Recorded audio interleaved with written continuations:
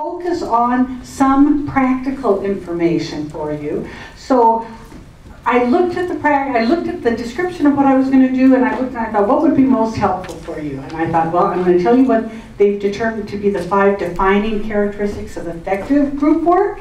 I'm going to give you some tips for promoting collaborative learning online, because a lot of us are doing online teaching now. Some ideas for how to form groups and assign roles, and how to assess students so that you can ensure individual accountability as well as the group grading.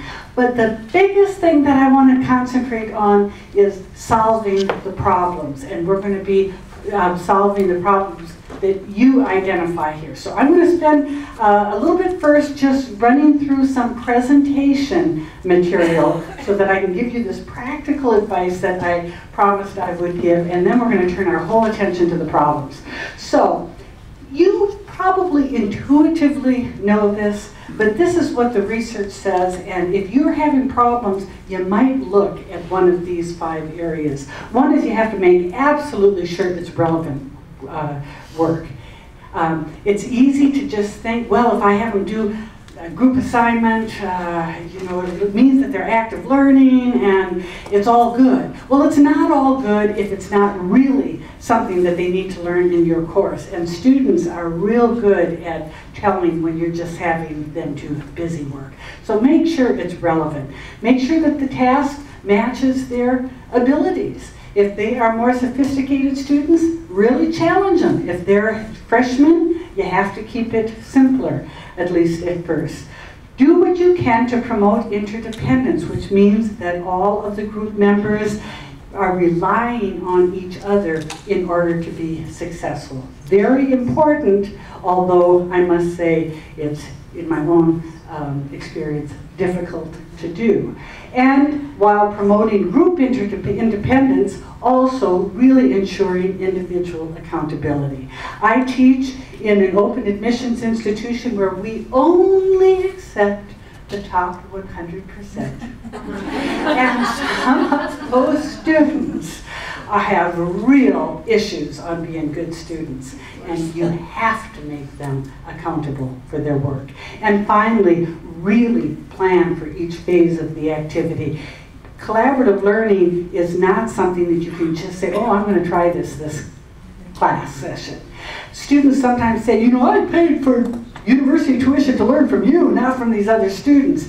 If they knew how much time it took outside of the class to plan good collaborative learning techniques, they would know that you clearly are doing your work. So here's also some tips for designing collaborative learning for an online class. One is to begin with a realistic audit of your class. I have now in my classes somewhere between 400 and 500 students an academic term. And so what I can do in my online classes is very different from what my co-author, Claire Major, who teaches graduate classes at the University of Alabama and might have 7 students. You know, it makes a big difference. So you have to be realistic about what you can do. Balance being realistic with keeping an open mind. The online platforms are changing so much, especially what we see is more of a push towards synchronous work. When I was one of the first ones teaching online, and it was all asynchronous. Well, with some of the synchronous tools now, you can do a lot of the things that before would have felt a little bit too difficult logistically to implement. 3, make collaboration a stated goal. When I was in the airplane coming over, I was reading an article about business, and some of the business experts were saying the single thing that we want our future employees to be able to do is to collaborate effectively. So if it's an important thing for you to have them learn, make sure it's in the syllabus and it's one of your stated goals. Require an orientation. And I know some of the most effective online teachers have on-site orientations, the very beginning of the term, and they clear up a lot of potential problems then. If you've been using collaborative learning in a regular face-to-face class, adapt some of those that you already know and figure out how to put them in on an online environment. Again, after the session here, I will stay and you can see any of these things again if you didn't get a chance to write them down. Minimize demands for synchronous. Usually students are taking online classes because they don't want to be constricted by the time meeting. I know that's why I would. So unless you have set it up from the beginning that you want a synchronous type of online class, minimize it. Start at a manageable level. If this is the first time you're doing it, start small. Consider allowing groups to choose how they wish to collaborate. We're so, I told the group before you that I've been at this for 38 years. I'm still fundamentally so old school. My students call me Dr. Barkley. Although once in a while they'll say, hey prof, or hey teach. You're like, I don't like it. I'm old school. And so I think I should tell them all the time, if they want to do their collaboration through cell phone texting or something, let them, I guess. Organize complex projects into stages. That's kind of, I think, a no-brainer. But here's something that we found when we were writing the second edition. Collaborative scripts, where you write out really quite explicitly each of the stages and the steps that are going to be required for more complex projects to be able to be done effectively. And if you had trouble getting all the stuff down, I'll send it to Linda if you would like to. Okay, so in terms of forming groups, there's lots of different types. It's nice to just remind yourself that you can sometimes just say, okay, you two pair up and have it very informal. You can also, though, have it more formal, where you are going to meet for multiple sessions on this particular project. And then base groups is where it's either for the whole term or it's sometimes in learning communities with other classes. I said in the last group, I've gotten to forming base groups because my classes are large now, and my base groups, I assign them the very first day of class, and then they stay together, they sit together. It helps me with attendance. It helps me move quickly back and forth very efficiently from regular work to group work. Size, 2 can work, and I've seen lots of different research on this. But generally, the research has said a group of 5 is a good group because you don't have 2 and 2. You don't have 2 pairs. You have enough people so that you have a lot of ideas. But once it starts getting to 6, you start getting into logistical issues, and not everybody can speak up. 3 tends to break down into a pair and a single person. So generally, they say 5. In terms of membership, you can be thinking in terms of heterogeneous and homogeneous, whatever you think is important for that task. Generally, we think, well, the more heterogeneous it is, the more it achieves one of collaborative learning's real values, which is that the generation of lots of ideas from a wide group is better than any single source. But sometimes you want them homogeneous. For example, in my classes in music history, especially in pop culture, sometimes I will want students to talk about, for example, the gender issues in the music industry. Well, it's much better if I say, okay, all the females, you're going on this side of the room, and all the males are going on the other side of the room, so that they can feel like they can be a little bit more candid. But it is something to think about. Assigning roles, some of the standard ones are like facilitator, recorder, reporter, organizer, wild card to fulfill in if somebody doesn't show up. Assigning membership, you can do it just randomly, you 5, count off 1 through 5. I know people bring in playing cards and then they say all the hearts are together or all the 8s are together. Let students select. I know one process is to use like team hiring, where individuals actually put out a resume of their skills for that type of a project, and then leaders are allowed to kind of look through this based on the resume and come up with their own teams. You can, of course, assign them. One interesting way on some types of activities is to just do a simple Likert scale and say, how much do you agree to this particular statement? And then if you want a homogeneous group, you would get all the students who agree, right? But if you wanted a heterogeneous group, you'd make sure that each group had somebody who had filled out that scale as a 1 and as a 2 and as a 3. Does that make sense? And then one thing that I haven't tried for a long time, is corners, where, for example, you say, okay, I want all of the science, the engineering majors over there, the arts majors over here, or I want first-year students over there, second-year students here, and put them in 4 different corners. And then for a homogeneous group, then they're the group. If you want a heterogeneous group, you go around and go to each of the corners to get one. Here's some interesting roles for online groups that shows kind of some of the newer thinking. A data gatherer who scouts out and tries to research for the information. The multimedia specialist who deals with the media aspects of things. The data manager who manages the data that is collected. And some of these may or may not apply within your area, but they were new types of roles that I hadn't seen before. We put them in the second edition. A community manager, especially online, that helps make sure that everybody is working together. The curator, who manages the technology and ensures that everything is working correctly. And then finally, the editor, who's responsible for whatever the final ultimate product is. So again, depending upon your kind of project, that might be something different that you could try. So assessing learning in group work, really we have 2 main things we're trying to assess as a general rule in collaborative work. One is their achievement of whatever it is that they're supposed to have learned, which generally is demonstrated in some sort of product. In fact, that's one of the characteristics of effective collaborative learning, is that the students have to generate some accessible learning artifact. If they're just talking and then that's it, sometimes it's not enough to help them be accountable and take it seriously enough. The second thing that you are looking for is their participation in the group process. How effectively did they contribute to their groups, or were they slackers?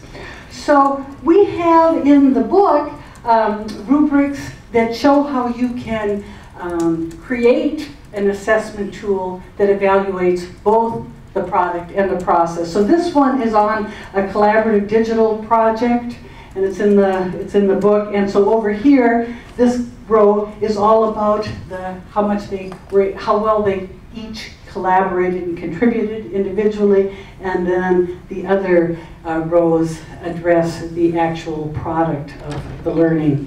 There's also an online discussion rubric in there that provides you some guidance on looking at online discussion postings. There's some interesting stuff about group versus individual.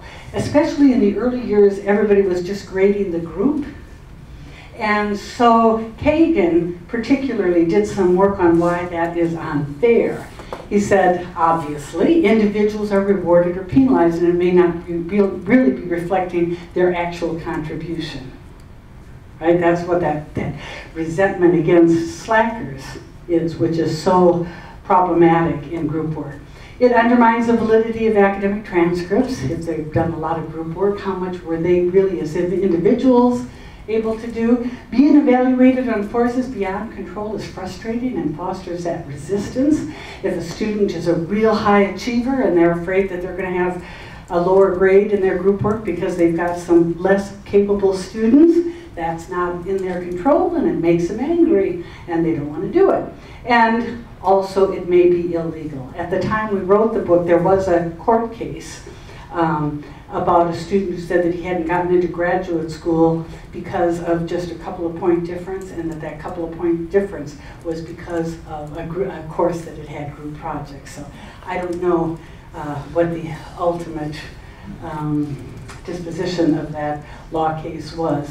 But one way to ensure individual accountability and promote interdependence is these things called test-taking teams.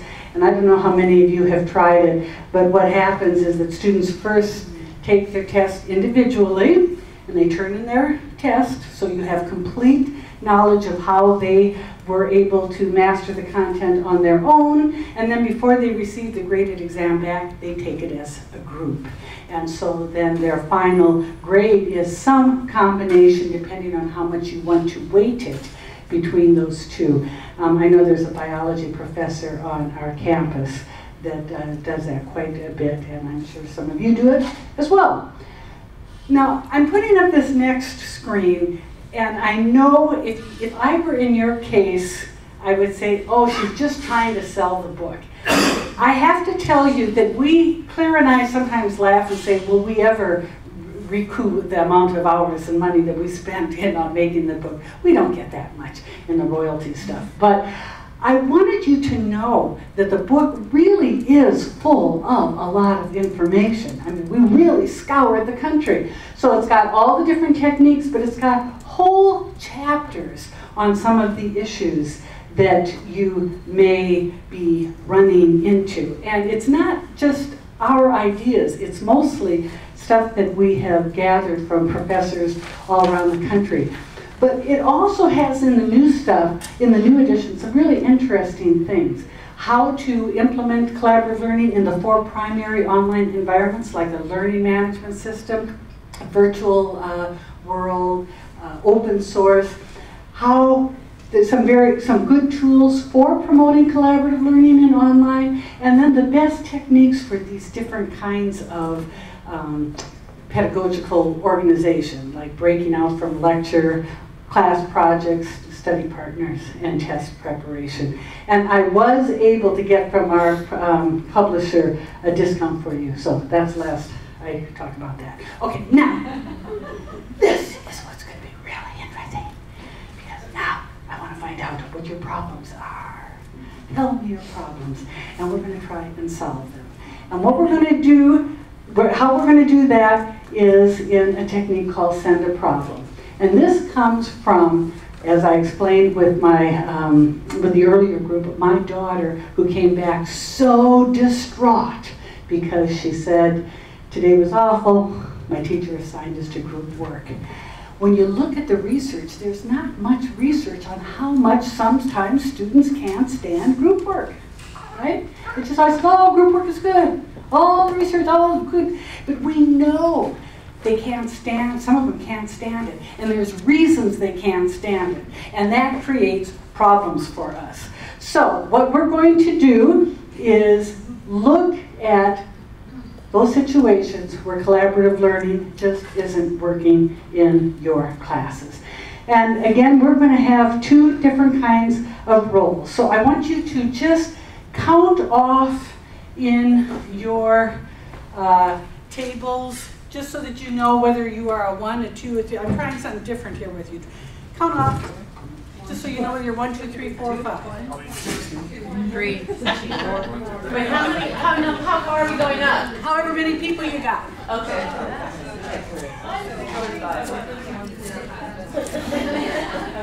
Okay. Number 2 is going to be the facilitator. Okay, I'm blowing them out of my hands here. Again? Number 3 is going to be the recorder. I take it you're liking your new assignments. Okay, and then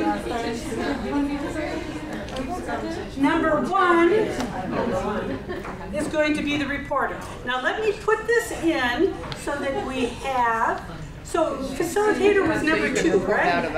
Number 3 is the recorder, and number 1 is the reporter. Got it? Yes. Woohoo! You guys are good. So this is what we're going to do. I want you to just quickly enough share what is bothering you about your group. And the recorder is going to make a list of these problems. And then I'm going to go around the groups and I'm going to make a series of problems that you all resonate with and say, yeah, that's a problem.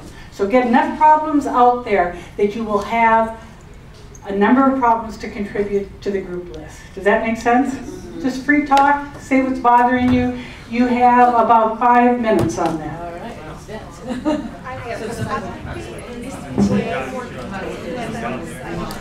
Talking about Saturday night while the others Group's not finishing. Because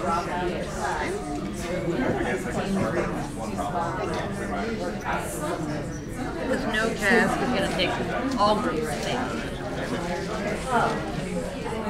I find it hard to design problems that really aren't too difficult for one person to do, and yet they're not too hard for the team to do. There is such a level, but it seems like a very thin layer to me, and I often get it wrong. Not often, maybe not less often than I used to, but definitely still sometimes. Or even just with the other groups, I don't know how many we were having, like struggling with the students. A strong organization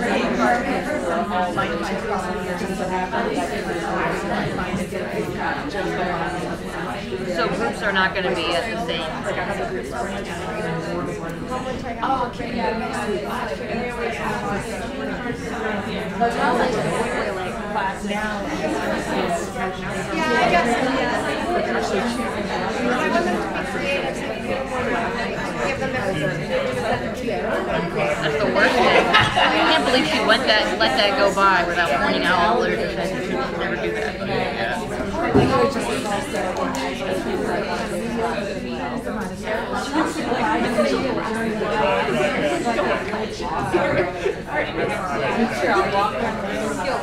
Yeah.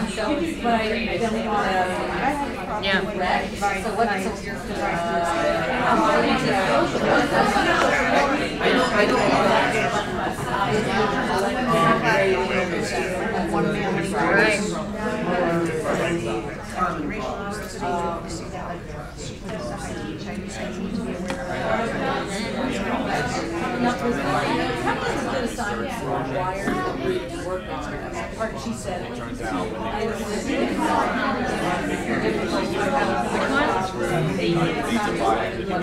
going to the book club next week. Yeah.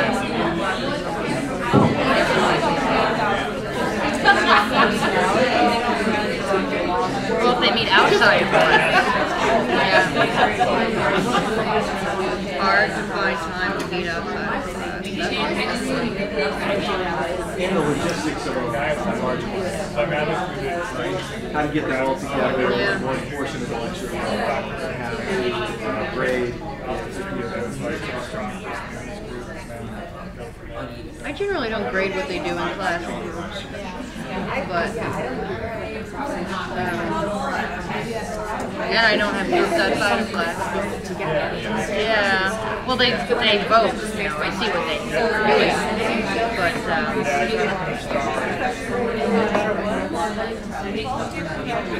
Okay, about 30 more seconds.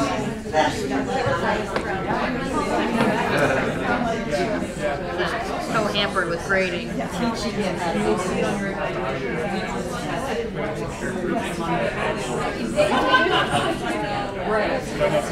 have 15 groups, 6. Getting them to speak up early enough when there's a problem. But yeah, they just took a team test for this morning, and so only have 15 team test grades. So that's good. Yeah.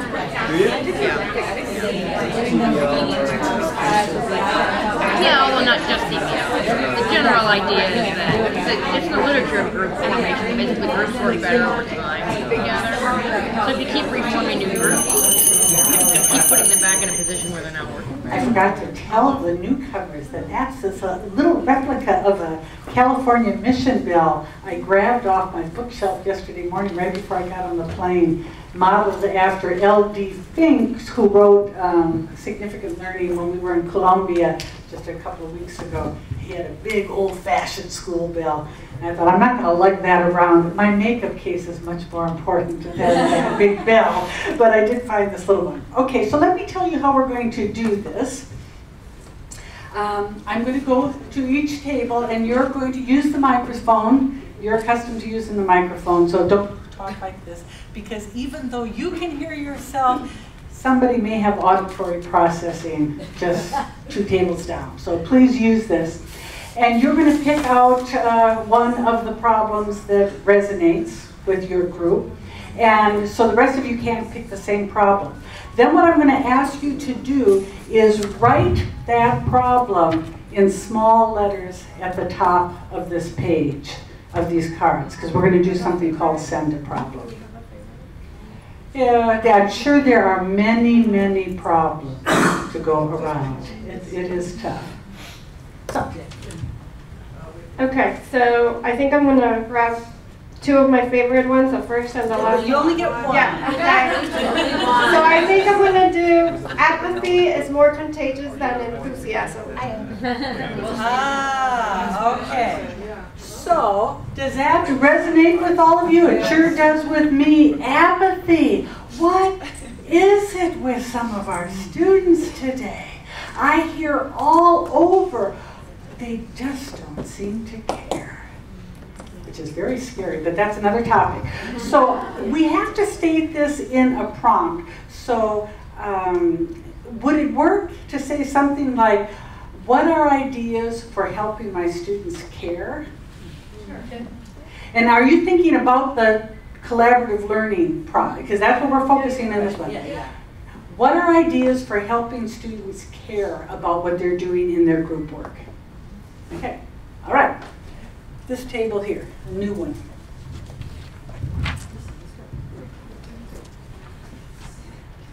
All right, so I think that we can kind of combine 3 of ours into one, and that has to do with skill levels of students and how to form groups that speak to all skill levels so that groups finish on the same time, at the same time. The tasks are appropriate to the worst students in the class, the best students in the class, and also how they're formed so that all of the best students don't end up in one group and all the worst students don't end up in one group. If you don't, want to randomly assign them or assign them. That's a very interesting problem, isn't it? And I think something that is interesting to me, isn't interesting a wonderful word, it's interesting to use it all the time. It's like the new interesting, so I apologize. But the assumption that you're making is that you do want them to be spread out in a group. Yeah. Optimizing? Yeah, I don't know. That's a question that one might want to think about. And the more I'm teaching, the longer I'm teaching, and the more I get my top 100% of anything that can walk and breathe enters into my classroom. And I'm also getting more students with real issues, students that have been let out on leave from the mental health institutions in San Francisco. And I mean, I'm not saying anything other than some of these students are creating real problems for me in my classroom. Indeed, I'll tell you, I've been dealing with one student who has now leveled his 5th lawsuit against me because he failed. So I'm not like, oh, can't we all just get along and be one big happy family? I would love that, but I'm dealing with some really challenging students. So how can we succinctly say that problem? I think the problem is, what are ideas for dealing with disparate, wide ranges of students in group work? Yeah. Okay? All right. Excellent problem.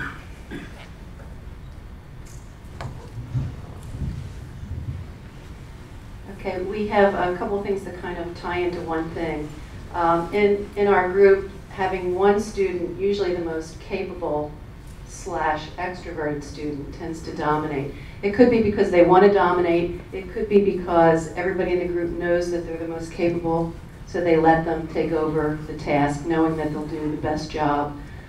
So I guess to sum it up, ensuring that everyone in the group is actually engaged and participating. Yeah, that's such a big standard problem. So maybe however you put that, or just to say equitable participation, how to ensure equitable participation so that you're both avoiding the dominant and the slacker, right?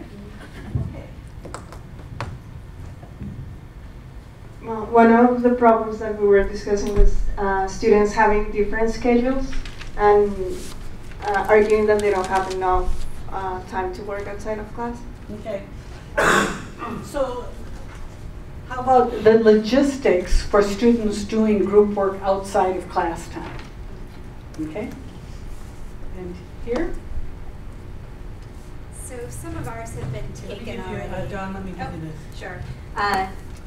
So I think we should focus maybe on, I like this one, the kind of physical layout of the room, maybe not conducive to group work.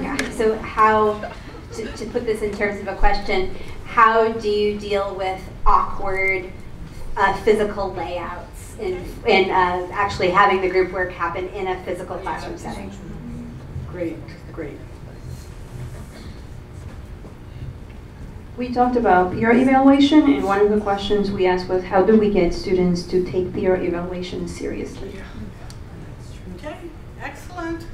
I knew you guys would come up with some difficult problems. So I don't know if we're supposed to care about this, but we decided that there's always a population that's unhappy, no matter what we do. Somebody always complains, whether it's evaluations or right then. I think that's a really legitimate problem. Yeah. How do you deal? You guys didn't get a card? No. Sorry.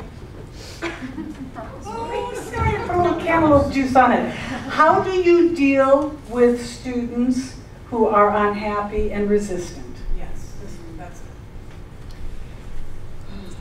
That, my friends, is why I started online teaching. I used to have some students who would come into my classes and they'd make a point of putting their feet up on the chair in front, folding their arms like there wasn't anything I had to say that would be of the remotest interest to them. So I developed online. I was one of the first online teachers because then I could say, this class isn't working for you, and it's not working for me that you're in my class. So I have a way for you to do the work outside of the class, so I don't have to deal with you. And I kick them out. Because one rotten apple can, well, who said apathy is more contagious than enthusiasm? You get a few students in there that are apathetic and say, this is so uncool. It's really hard to beat that. So I just kick them out. But anyway, that's my lovely 38 years teaching strategy. Okay. So for our group, we came up with how to avoid Frankenstein papers as far as group work. And by that I mean kind of non-continuous writing where maybe one student takes the introduction, one takes like the results, and they break it down, but it doesn't flow together in any way, shape, or form. And that's from Philippe. So if you'd like to use that in the third version of your book, you can. All right, Philippe, thank you. So how to get coherence, right? How do actual group work. Yes, actual group work, but that is coherent and is building upon each other's work instead of a jigsaw or a Frankenstein. I like that. Okay, so folks, this is how we're going to do this. In a send a problem, you at the table are going to brainstorm solutions to that problem, and you're going to write them down on the card. And then what is going to happen is, you already know who your recorder is. This is just what it's like. Then when I say pass, you're going to pass the card. And so we're going to pass going around this way. So you'll pass your card to them. And then the next group will look at what your table has already come up with as solutions and see if they can add some more solutions. How we're going to do it in this group is that I'm going to let them go around a number of times. I'll determine it based on, kind of timing. And then the last group is going to kind of synthesize it and come up with what they think is the best group, best solution or best couple of solutions, and they're going to report out to the whole group. But also, Linda and her staff has graciously offered to transcribe these, so that when we're done, we will have these cards. And for those of you who were in the earlier group, you're going to have all the ideas of applications of the different types of techniques. And in this group, you will also have a list of potential solutions. And if we have enough time, we're going to talk about each of those as well, so I can see if I would have anything to add to it or if anybody else has anything to add to it. So you understand how it's going to go? Okay, so I'll flash the lights as well as say pass, because this will be loud. And start with our own card. Actually, do you want to start with your own card? No. Okay. I heard you guys solving one of your problems here. So pass it once, just so that you start with a new, a fresh problem. Good She didn't say. All right. Well, I definitely think permanent teams help. Once you have a permanent team, you start. It's human nature to start to feel indebted to those people and responsible. So to me, that's better. What else? So, I don't know this, you guys are Individual accountability. Is it a final report is due at the end of the semester? Absolutely. So I would like my own and then draft and then they get feedback.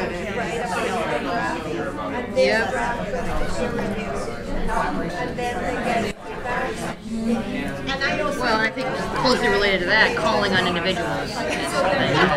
Even if the teams are working, you call on individuals. One big long-term project. What else? So I don't know.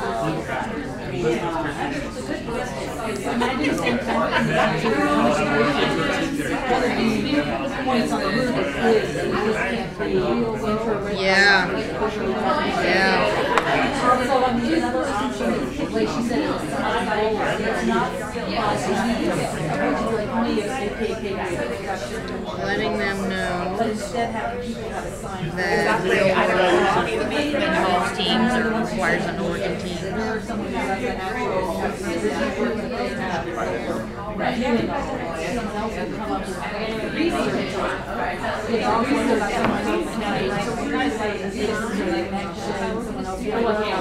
It's the same in the healthcare. There's no nurse that works alone.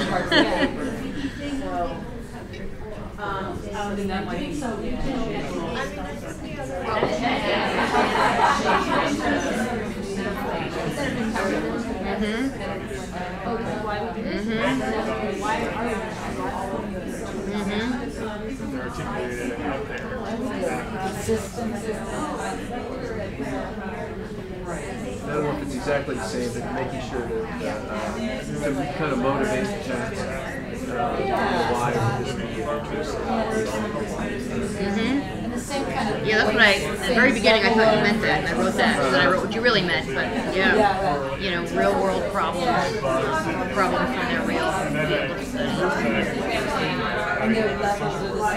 My students love the clinical applications, even though I basically make them up. They don't care. Only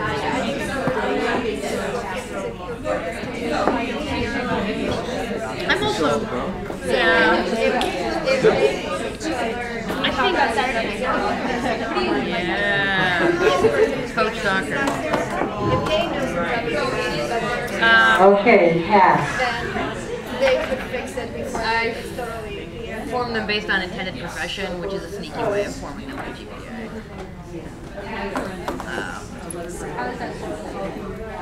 Basically, the pre-med students, by the time they get to me, are at the top, and then you have pharmacy, and then physical therapy. So how to achieve coherence of group work in a particular paper. And the current recommendations require first draft and peer review, is what I would say. Assign roles that align with parts of the process, not parts of the product. piece of advice, teach them how to edit and use peer evaluation throughout the group process. I think they basically solved it. What other ideas do you have? So this strictly related to I wonder if there's any other... I mean, I would have said don't assign groups to write papers, but, you know, I think we're assuming that we have, so then. Oh, I mean, incentivize. So I'm trying to more yeah, there's something analogous to what sign I don't think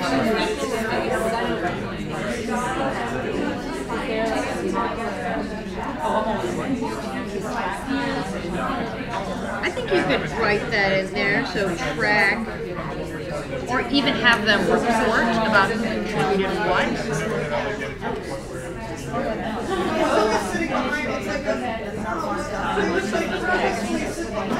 Yeah. Like she said, doesn't want to be right. Doesn't know why they're in it. Their money. And I mean, maybe because this person all they do. That's good. No, but I think that's right. That's what the class they have to tell us. It's a one class that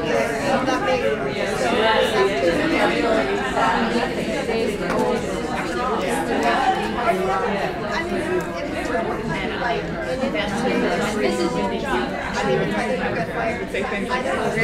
They stay maybe on the grading rubric. Kind of like what you're talking about, but maybe formalizing it as a professional review. Like you're again, I don't know what they call it. So like I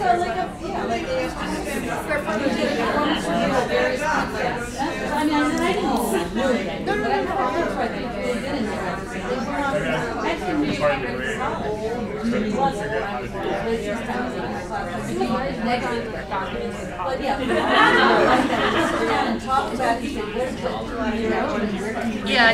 Yeah, we basically send the document around using track changes. Lately people have been using Google Docs, so people can work on it at the same time. I think that was fine. Google Drive.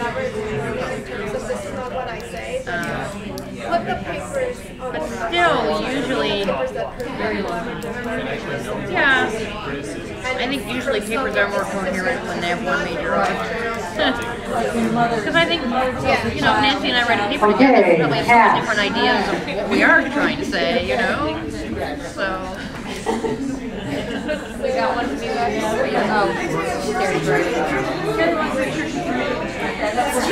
How do we deal with students who complain and resist? Solution number one, reverse thinking. Ask students to state what will be the characteristics of the best and worst team member before they start group work. Yeah, I've done that. Talk to student one-on-one and try to find out why they're unhappy. Provide support for collaborative work. That's a little vague. I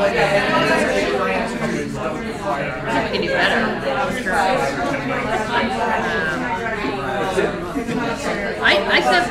I explain my rationale. I think that's very important. I explain my rationale for using group work, which is sort of what you were talking about earlier.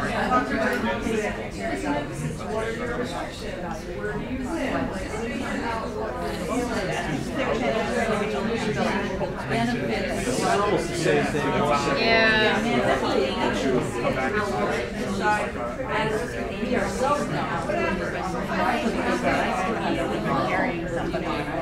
So say that again so I can get it down right. So yeah, I like this work. I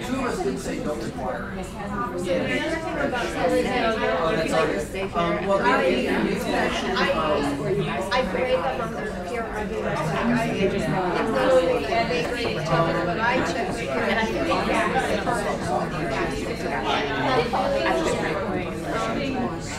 outline specific lessons here it is going to work since the beginning, so they see exactly what I'm going to multiply by 5.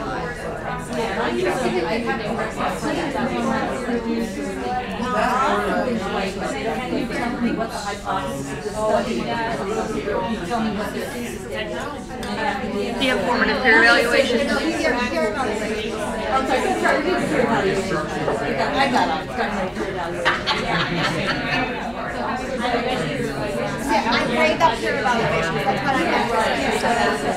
Yeah. Like if they grade each other on scale from 1 to 5. So if someone Yeah. puts everybody 5, everybody 4, so it's like, Yeah. go back. My students do anonymous peer evaluation. It's group of 6 or 7, so they don't know who says you talk too much or whatever. And they do that. They just did it. Just do it I yesterday. mean, it's not like I And give then them a they 10% have whatever 8 more weeks to fix their I make sure that they know it's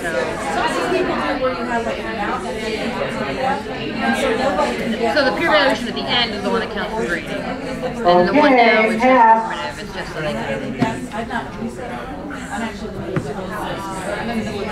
so they can shape up. How to get students to take peer evaluation seriously, make it part of the grade, show them how their advantages of going through the process of evaluating, tell students that assessing others' work is a skill they need to develop for life, for their career, bring people from industry in to talk about how they do peer review and why they evaluate each other, instructor grade peer evaluation. How would you do it? Oh, I guess they're just saying it's graded, okay.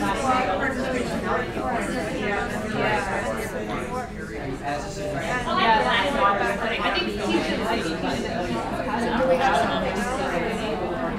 one thing I found in my classes is that I didn't really explain my training the way that I evaluated students that well. And so like we would watch those in class and then they would really understand how they put it on the phone. And so like having their at the beginning of each class, those are like 5 criteria that you use to judge a film. Whether you like it or whether it's good or whether you this is 5 criteria that you use to judge a film. And so then they really kind of get how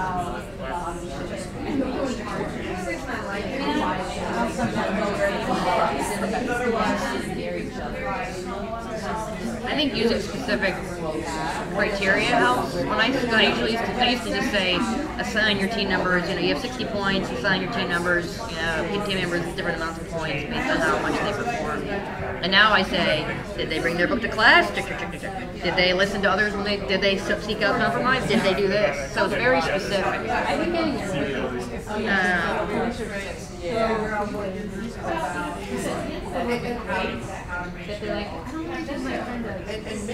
Okay, this last pass, the last group is going to just kind of look and summarize and be ready to report out and see if there's anything else you would add to it. So this will be the last time we'll pass. We'll look at what you've got. How do you make groups work in classrooms with awkward physical layout? For a lecture hall setting, You're summarizing and seeing if there's any lessons you add. Use other spaces in the classroom or even hallway or outside. Seating charts, integrating computers into work when they're sitting in labs. 62 not room for that project. Not equal room. 60 to a not equal room for that project. Go to a different room for that project. I don't know what that means. Work standing, moving, make it flexible. Let students go out of room to work for a certain amount of time and come back later. Use discussion boards online during class. Don't need to be sitting next to the person you're discussing things with. Use proximity, have them turn to the folks around them. Probably depends on the room. Maybe some of them.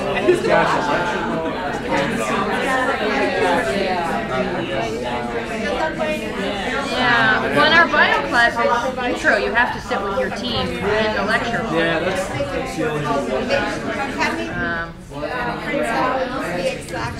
I'm going to write demand better classrooms. That's my big high horse. We've demanded more castles and we're getting 4 more as soon as they build the new building. So, theoretically.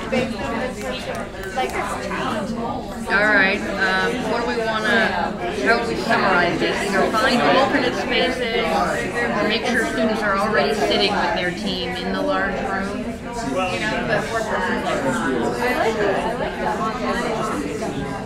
Okay. That seems like that's in the future, though, when everybody's got a digital device and, They mostly do if you let them use their phone. They could. To type on your phone. Yeah.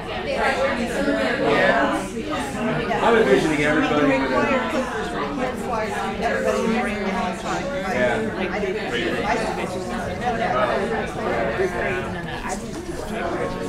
Okay, is that enough time to get a sense of that card? No. Do we have uneven group completion? Oh my, what a surprise. Okay, how about just 2 more minutes? Right. So I'm going to go in a few minutes. Somebody else has to. I'm not the reporter anyway. I'm just. It's okay. Short-term project. You need to design it. Just proximity. That's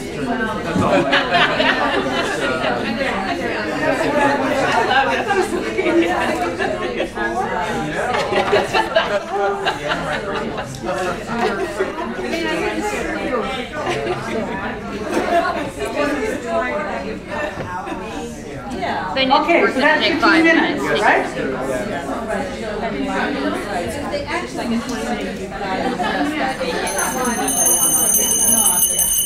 I'm seeing cookies over there, and I have to tell you, last night, I have been trying to lose 10 pounds for about 5 years, you know, and they come and they go, and parts of them come longer, and anyway. So I felt so righteous eating crab cake. I thought, I'm in Maryland. I wanted crab cake and asparagus and potatoes. And then I walked by the desk, and a woman said, would you like a cookie? And do you know they do that in Doubletree? Yeah. So she gave me not 1, but 2 of these warm chocolate chip cookies out of their bowl thing. And I sat and I ate them within about 10 seconds. I ate them quickly so that I would finish them before I looked at the nutritional content, which they're now posting, and they were 350 calories apiece. So there goes my crab cake, there goes my asparagus. Okay, so what we're going to do is move this around, and you kind of summarize the different solutions, and then if anybody else has any other ideas for that problem or wants to comment about it, now will be the time to do it. So this is where we have the person who is the designated reporter, who was number 1. Okay. Okay, so we got logistics of students outside of class. So I think they complain that they can't meet outside of class. So how do we do that? And so what we summarized and came up with the goals of the project needs to really clearly specify if they need to meet or not outside of class. And if that is the case, if they need to meet outside of class, you need to use software. And a lot of you know that I'm a firm believer of CADME. CADME is a software that creates teams, and the students can input their schedules. And so if the students input their schedules, then the CADME can optimize the teams within their schedules. And so you print out those schedules and you give it to them as a contract, and so there's no, oh, I can't meet, because it's right there. So use software to make the team if that's what you're interested in. Right. There are so many apps out in software to deal with some of the issues we've historically dealt with. That's a great suggestion. Yeah. Okay, so ours was how to make groups work in classrooms with awkward physical layout. And so could you repeat that again, please? I missed that. How do we make how do we make groups work in classrooms with awkward physical layouts? Oh, yes, okay. Yes, so our summary is to work off of proximity, so either forming groups by proximity where they're sitting, or have the groups be required to sit next to each other or near each other so that they can easily form that.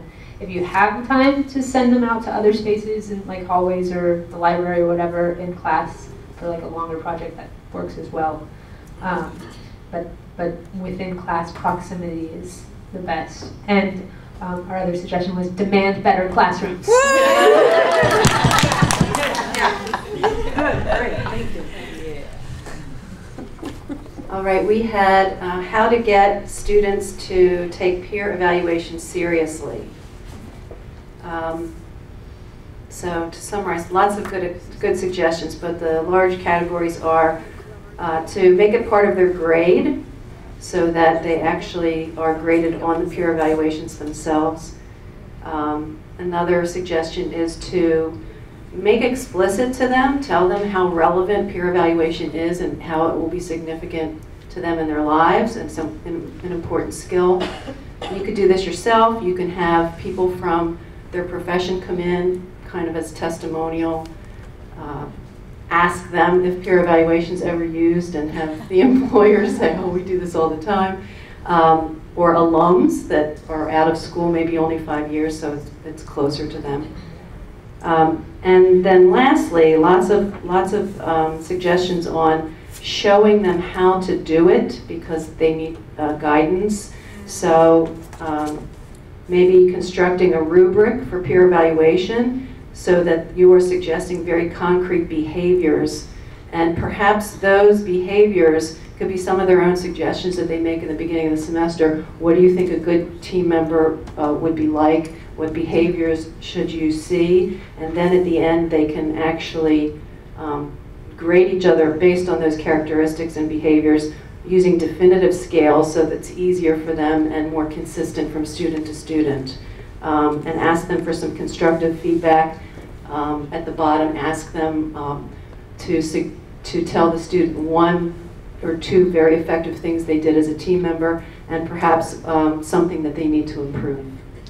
That's great. And you know, I'm going to add to this because those were wonderful suggestions.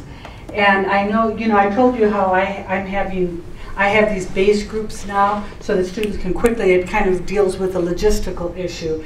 But then the rubric that they evaluate each other's work, they evaluate in other groups, it's very clearly spelled out so that the whole group has to agree on it. But I also provide an appeals process. So if a student feels that the group didn't evaluate it well, they can appeal it, but it costs them a lot of points. So they can only appeal it if they really, really feel it so. Because it's an immediate, huge point penalty. And I also let them, if they don't want to have a group evaluate theirs, they can ask. I actually have a collaborative teaching team now. My classes got so big I couldn't handle them all, and so I've got we have a team of 4 full-time faculty who teach the classes that I teach now. And so they can request that one of us evaluates it instead. But it also costs them a big point penalty. So what I find is constantly balancing between the carrots and the sticks, but great ideas. Okay. Well, it's how do we deal with the students who complain and are resistant, okay? And I really forgot because we have the situation. The first is talk one-to-one to the student to find out that there's any problem why he doesn't want or she doesn't want to collaborate.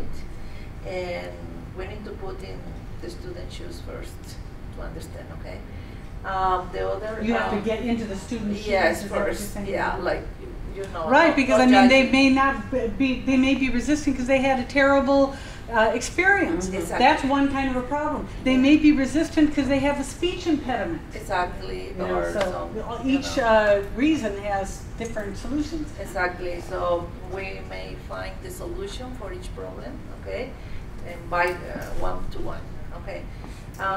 The other is to offer, explain. Oh, we need also to explain to the student that is important for our program, and he needs or she needs to meet the objectives. So it's important to pass the class meeting all these activities or group work.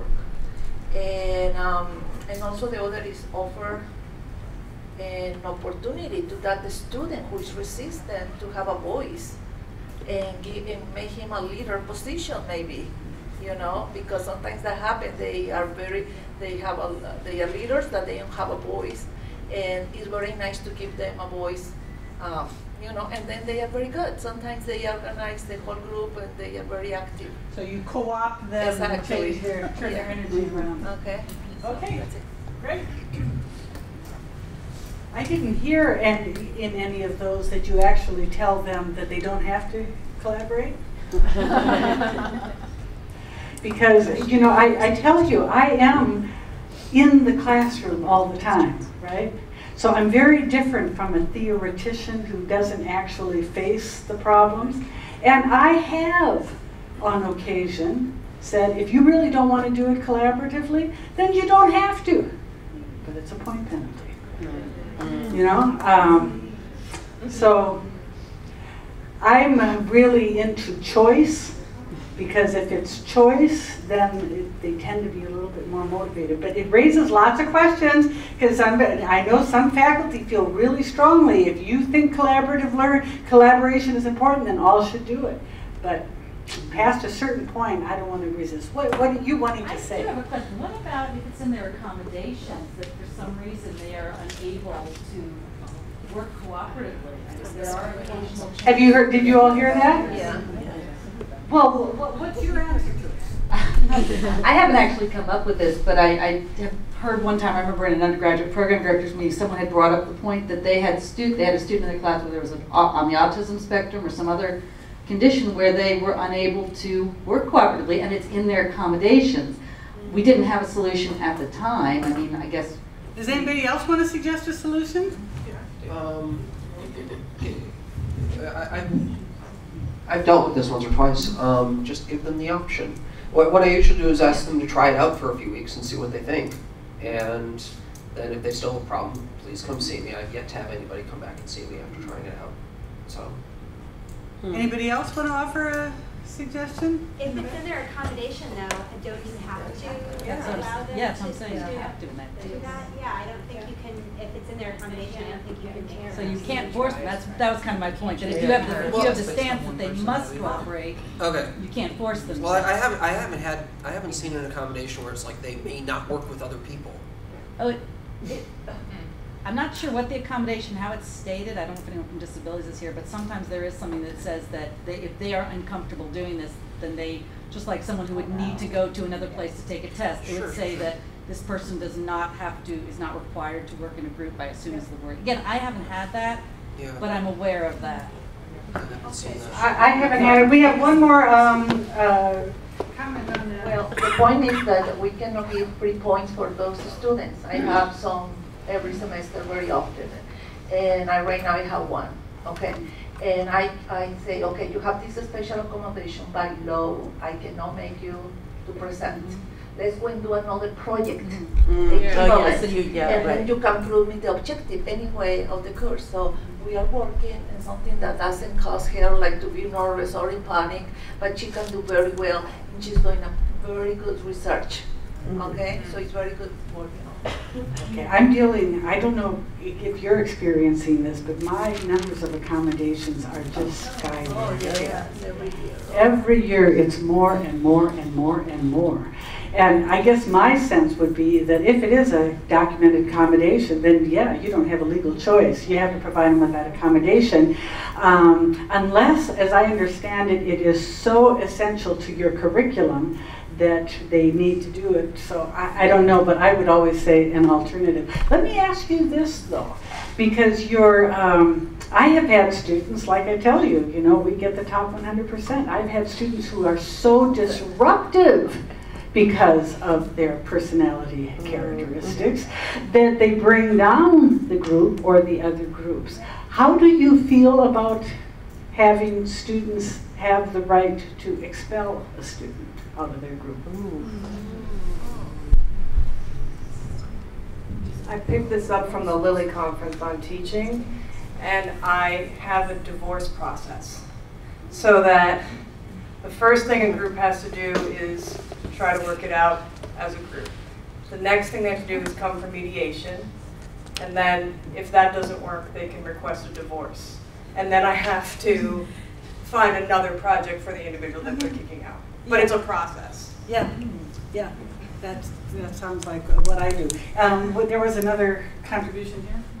So I have a firing contract that's based on soccer rules. So it's like a yellow card, the students give it, everything has to be written down and they can get to the red card. I've had it before. And if I don't find another project, they just have to finish the same project by themselves. And so most of the time, they really work it out because they don't want to do it by themselves. But yeah, I put it in place every spring in our capstone project. So there's a firing contract. Okay, great. So we're at this table, right?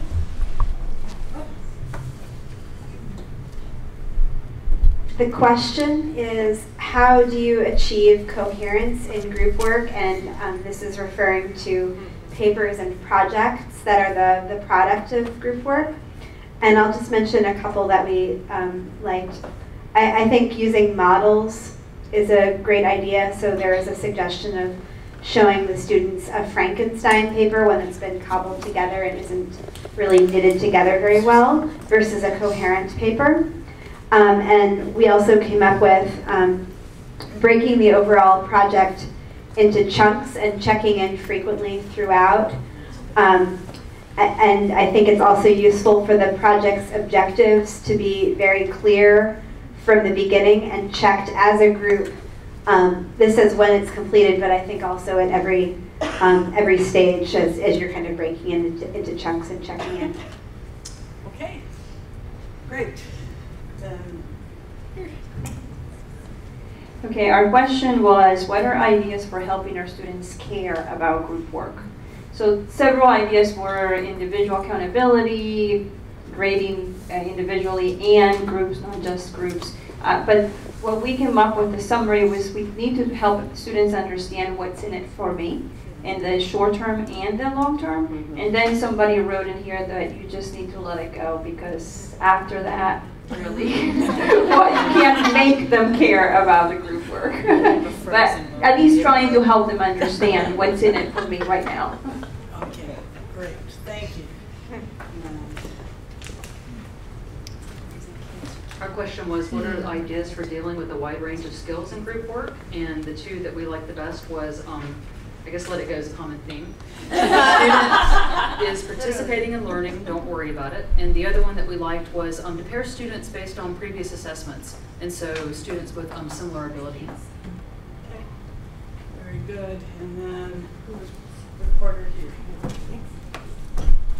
So ours was to how to ensure equitable participation, and there were a combination of responses, but it included dividing the students so they take defined roles and they're aware of what they're responsible for, and then a combination of group grading and then individual grading, whether that be via a peer review process or potentially utilizing some software that's able to contribute, that's able to track the contribution. Yes. Okay. Does anybody have any thoughts about any of these problems that they didn't feel were heard? Or I'm going to close up, but I want to just share this one last approach.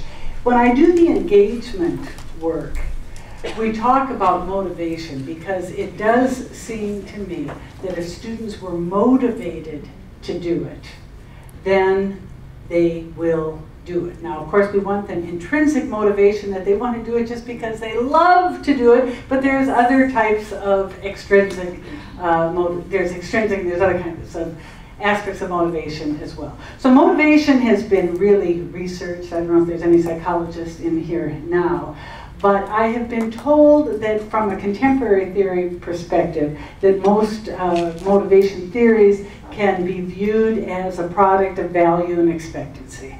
So in order for a student to be motivated to do something, they have to find value in it. And they also have to expect that with a reasonable amount of effort, they will succeed. They can't have one or the other. They need both. And I was going to ask you to do just a little bit of thinking on this, but I'm thinking I'm not. I think I'm just going to send you away with considering that as you look at your techniques and activities that you do, because you have addressed a lot of this just in the ideas here. How do you help students value it? And a number of suggestions that have come up for all of these various problem solutions are addressing the value component. And then the other aspect is, what do you do to help ensure that students believe that they will succeed in it. And so there you're dealing with this range of people feeling, I'm not going to be able to be successful in group work, or it's so easy because I can slack. So there's lots of embedded issues within it. But as you're looking to address it, you may want to consider this. I was going to have you brainstorm ideas in both rows. And I was thinking for myself, I was going to tell an idea is to tell them how collaboration has been identified as such an important trait. I'm going to just sidestep here a bit. One of the things that, especially when I'm working with engagement issues, it really does seem like a significant percentage of students today don't care about college, don't care about your course. I think they are depressed. And I think that they are not finding the value in college, in your class, but not even in college. And so when I talk about engagement, I show some legitimate reasons why they're feeling that. How they can't depend on getting jobs, how they leave school with so much debt, how they wonder if what they're learning in school is relevant out there. All sorts of press on how a college education isn't worth it. I don't know if you saw this book, it's called Chucking College. And I forget what the next part of it was, but the basic premise is don't go to college, do something more valuable with your life. So you have students who come in with so much negative stuff about college. How can you deal with that in your little class? You know, so I've decided I'm going to start approaching that a little bit differently. I think what I'm going to say, I'm still working it out in my own head. I'm going to say, you are right, your generation is facing a tough future. But some students are some of you are going to succeed. It's not that 100% of you are going to be working at Starbucks with your bachelor's degrees. It's not that 100% of you are going to, et cetera, et cetera, et cetera. Some percentage is going to succeed. Why not have it be you? And if it's going to be you, I've thought of all sorts of things, playing Survivor. What would you want, if there was, I saw the movie San Andreas, which of course is very close to my heart since I live right on the San Andreas Fault, you know, and having students say, what are the kinds of qualities you would like to have in people who are around you that might help you survive a big catastrophe like that, a terrorist attack or something? And you know that they will say, you know, reliability, ability to communicate, those kinds of skills. So I'm rambling here a little bit, but I'm thinking that if you can have them identify even the skills that they would want to be with in people who survive, and say, you be a survivor, you can get those skills, and my classroom is a way for you to start developing those skills. So it's your choice. You want to be a loser? You want to be a survivor?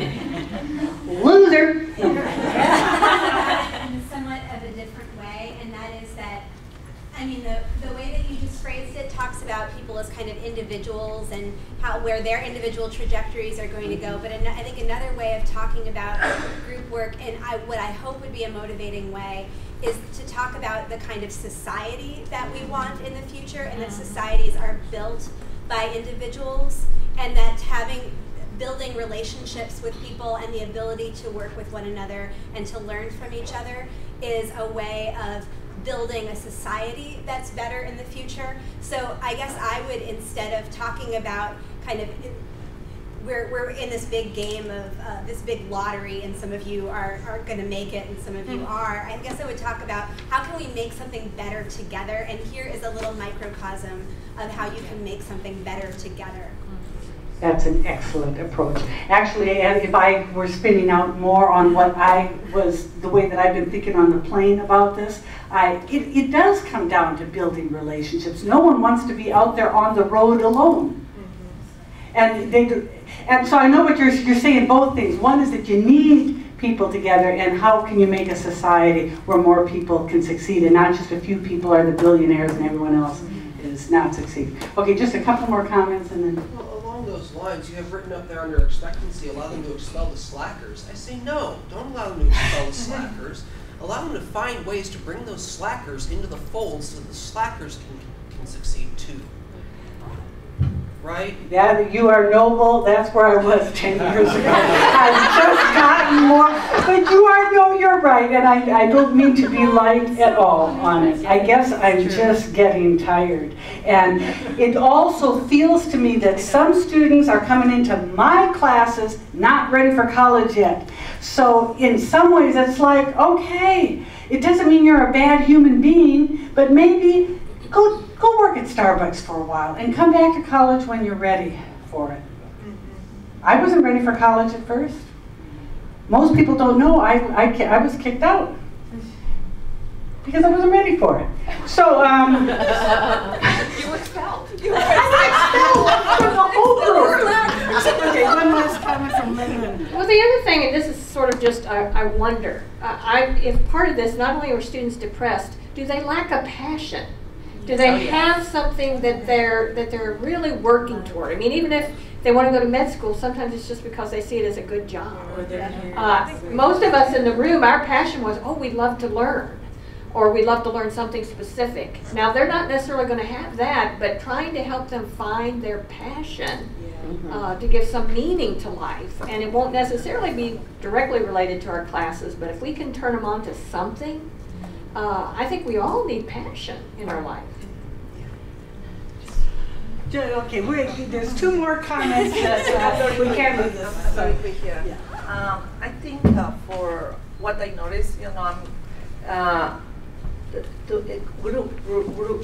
work groups, okay, it's very hard for Americans because it's individualistic community, okay.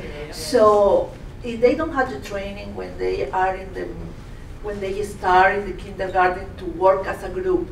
Now when we get them, they still with the same, I'm individual, I want to work alone and in my own time.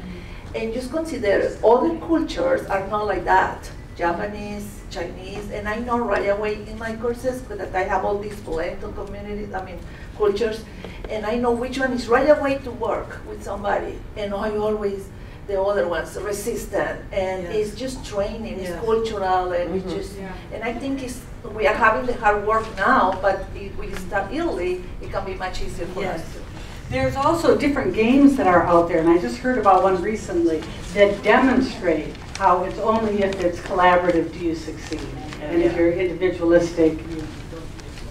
And I don't mean to be on a negative note, but I do hear what you say because I'm a program director and I do recruiting. And I've met with students who really aren't ready, and a lot of students today don't have quite the maturity. There's a lot of them are maturing later, and I think while I want to encourage them, and I believe I agree with Linda completely, it's having that passion or at least some direction that they know what they want to do. But there also are students who feel like this is what they have to do, and they're really not ready yet. And I feel if they can be coming to college when they're really ready, they do better. I've seen that when I talk to students about going from undergraduate to graduate degrees. So many of them feel in psychology that they must go on. I took 6 years off. I got a chance to figure out what I wanted to do, and I think sometimes we need to recognize that in our students and maybe help direct them as to where they need to go at that point. I guess I'm also, you're seeing someone who's approaching retirement. I'm 62, I'm getting old, I'm getting tired, and I'm also thinking that we have to also, in addition, help help people move up. And if you have students in there that are just pulling it down, to me, give them alternatives. Sometimes, good alternatives. It's much more nuanced. Humans are nuanced. Teaching and learning is nuanced. Many ideas grow better when transplanted into another mind than the one where they grew up. I want to thank you for your contributions today, and have a great rest of your week, and have a good life.